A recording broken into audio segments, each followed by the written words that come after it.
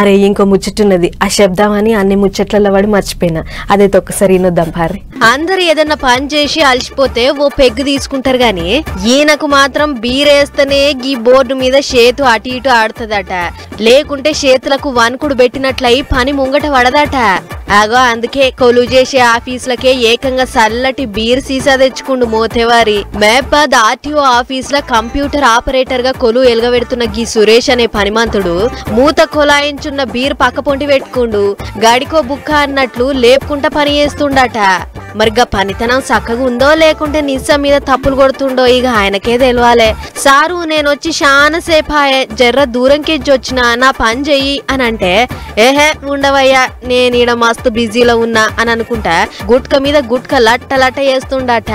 అయ్యగారి అవ్వల్దారు పనితనం చేయంగా ఒకటే దెబ్బకు ఆఫీస్ అంతా జామ్ అయిందట.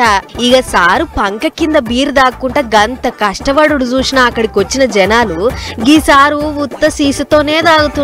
ఓ మంచి గిలాస ఏర్పాటు చెయ్యుర్రి, అట్లనే నంజుకుంటానికి ఏమన్నా స్టఫ్ కింద చికెనో మటనో మక్క గూడాలో ఉడకబెట్టిన పల్లీలో పెట్టుర్రి సారు అని పై అధికారులను కోరుతుర్రు. ఇక మరి గీ తీరుగా చెమట చిందిస్తున్న గీ ఉత్తమోత్తమ పనిమంతుడు సురేష్ కు ఆ డిపార్ట్మెంట్ వాళ్ళ పెద్ద సార్లు పెద్ద గిలాస ఎప్పుడు ఇస్తారో స్టఫ్ ఎప్పుడు తెప్పిస్తారో చూడాలే. అట్లనే ఉత్తమ పనోడు అని బిర్దిచ్చి శాల్వా కప్పి సన్మానం చేయాలి అని అంటుర్రు కొందరు. చూడాలి మరిగా సురేష్ పనితనాన్ని మెచ్చి అధికారులు ఏ పాటి మార్కులు చేస్తారో అనేటిది.